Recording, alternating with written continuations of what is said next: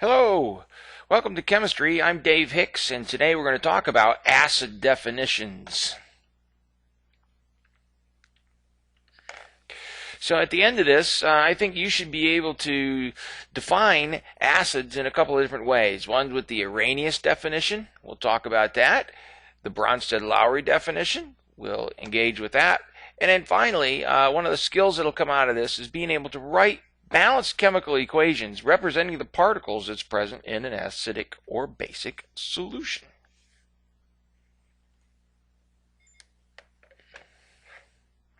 So, let's talk about the Arrhenius definition. An Arrhenius definition talks about acids and bases in terms of what particles dissociate when it interacts with water. So when an acid interacts with water, the main thing that we get out of it that makes it acid and acid is we get this hydrogen ion that is formed in the water itself. So when you have an acid, I have my little acid molecule down here. Here it is put together. The blue is some anion and the red is the hydrogen that's on there. When I put this inside of water, the red and the blue, or the anion and the hydrogen, don't stay together anymore. They dissociate. They separate from each other. And so what I have is not just, this HNO3 that's all put together as one, but it breaks up into its two separate pieces, the hydrogen ion with its plus charge and the anion with its negative charge. Now, for a base, when it interacts with water, it breaks up into hydrogen ions. It breaks up into hydroxide ions. And so it'll break up and it'll turn into some cation, and then it's hydroxide ion that forms from that. Now, sometimes we refer to things as salts. Salt is just something that it doesn't release either hydrogen ions or hydroxide ions, but yet it's an ionic compound that dissociates as well. And if you've seen other videos in my series, I did have another one that was on how ionic substances dissociate and form what we call electrolytes. You may want to jump back and catch that one. Let's jump ahead for a second here. And I told you that one of the skills I wanted you to be able to do was to be able to take and write out a chemical description of what is present inside of a solution that's an acidic solution or a basic solution. So he said what happens here is it dissociates, or it breaks up into its pieces. One of the pieces for an acid is always going to be a hydrogen ion. And it has a positive charge. So hydrogen leaves its electrons with the anion, and it ionizes, or it breaks away from the rest of that molecule. The other part that it's left over here then is just whatever is left over. Just take that hydrogen and just cover it up and look at whatever it is that's left there. That is what's left over, and that's the second piece, the anion piece of it. So here I have my chloride anion piece. Let's try this with a couple others. Here I have some nitric acid. Dissociate that. And here I have some sulfuric acid. Dissociate that. I'll give you 30 seconds or so. Go ahead and give that a try.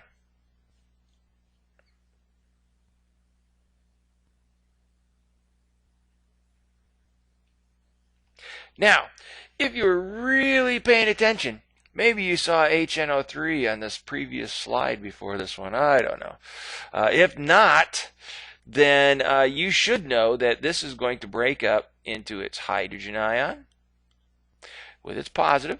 And again, cover up that hydrogen. Whatever is left, that is the anion that hydrogen ion came from.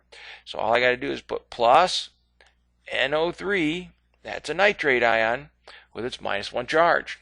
NO3 is the nitrate group. Those are all bonded together, and they stay together as a group. It doesn't dissociate into nitrogens and a bunch of oxygens. It stays together as a group. All right, here's a fancy one. Maybe you looked at this one and you said, wow, where'd that 2? What am I going to do with this? Well, there's two different ways we can deal with this. One way is we can dissociate it just one hydrogen at a time. And in reality, that is kind of the way the system works. One hydrogen ion separates from it at a time. And when you do that, what are you going to be left over with? Well, I will have the SO4, but I'm still have another hydrogen with it, right? So I'm going to end up with HSO4, and it's negative charge. Now this HSO4, it can also dissociate,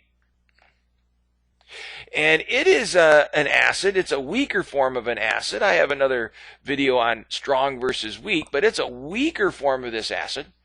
And it'll also dissociate. It'll dissociate into a hydrogen ion. And now the sulfate ion, SO4. And look, it has a 2- charge. That's where this 2 came from right there, was because it needed 2 positive hydrogens to go along with that SO4 and its negative charge. If we wanted to kind of condense this down, like I said, there's another camp for doing this, and if you wanted to, you could condense this down and just say 2 hydrogens plus a sulfate ion. That's another way of doing it. You can do it either way, and doesn't really matter. I think that the first way is a little more true to what is going on inside of the solution. Let's try it with bases, shall we? So here I have sodium hydroxide. This is going to dissociate into its 2 parts. So the first thing to do is just say, well, hey, I'm going to have a hydroxide that gets broken off of here. So I'm kind of doing this in reverse, huh? There's my hydroxide. And now if you cover that hydroxide up and look at what's there, that's an Na. And so that's the other piece. That's the cation that goes along with this. All right, how about you give this one a try? I'll give you 30 seconds.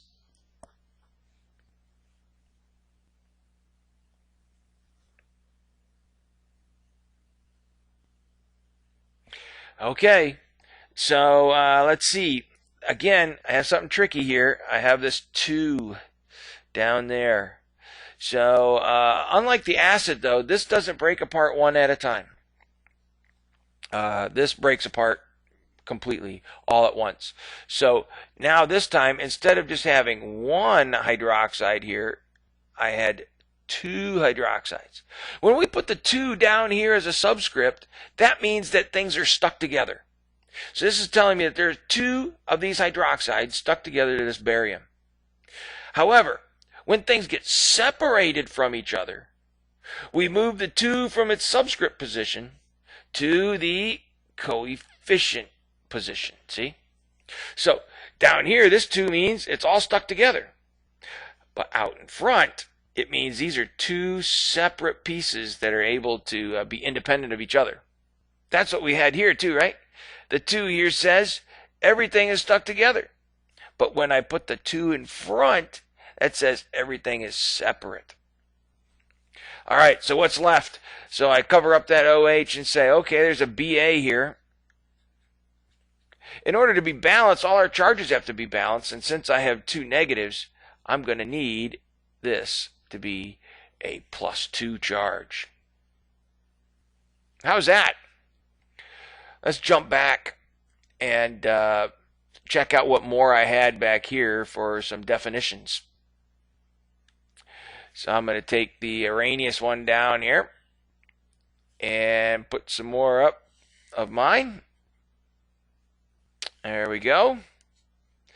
So our next definition is a Bronsted-Lowry definition. This is a newer definition of it.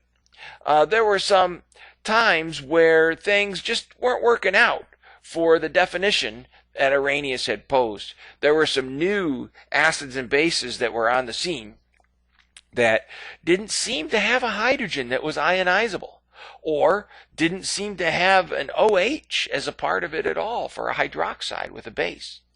So they had to come up with a new definition. That doesn't mean they throw away everything that the previous person did.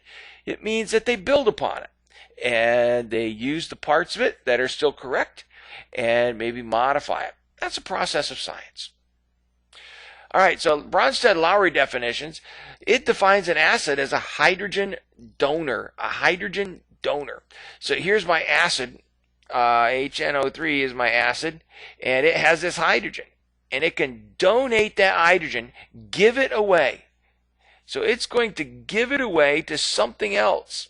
That's something that's unique about Bronsted-Lowry, is it's not just one molecule like what we were looking at before with the Arrhenius definition.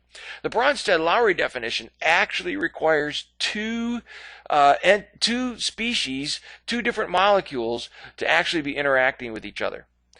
The acid needs to be donating the hydrogen to something, and then the base is something that is accepting the hydrogen from something.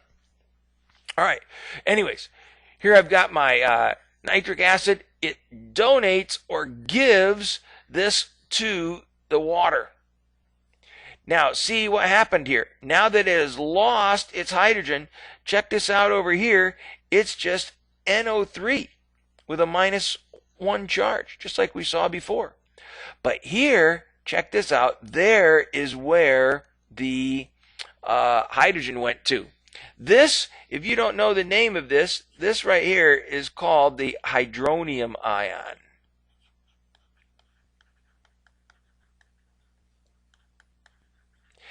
H3O with a positive. That's called the hydronium ion.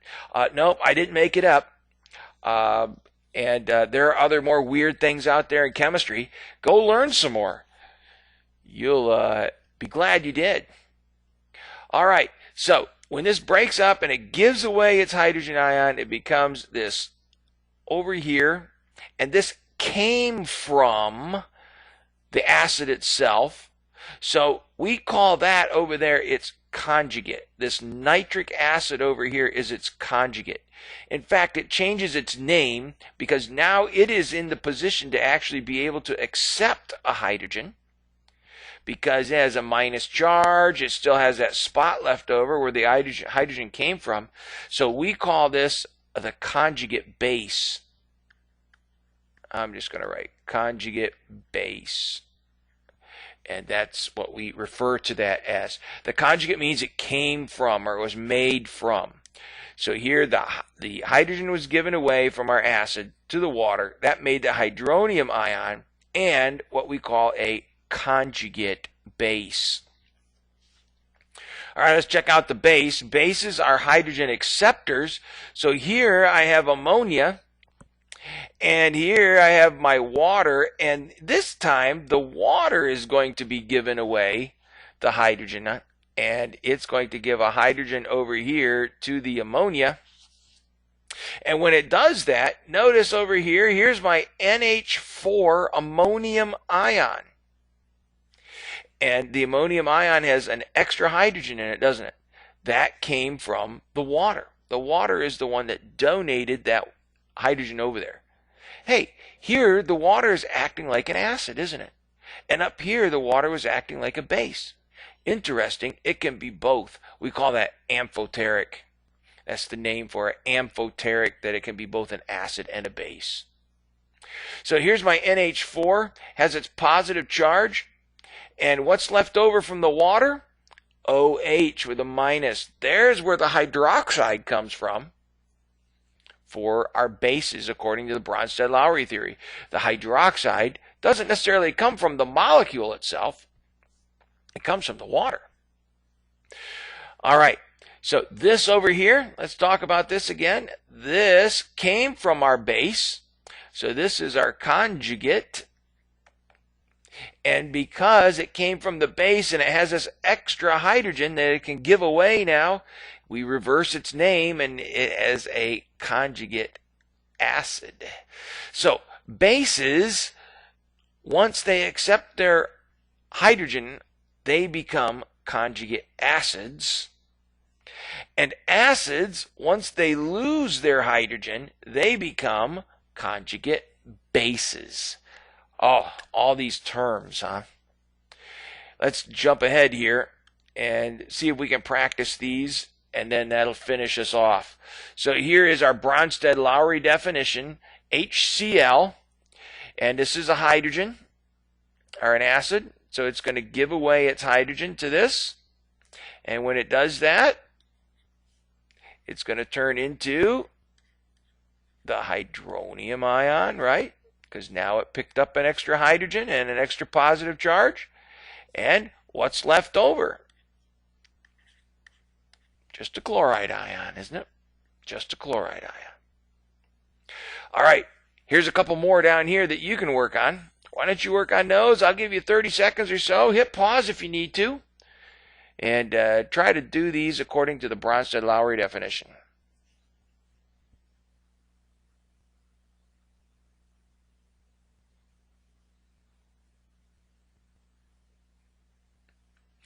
Okay, here we go.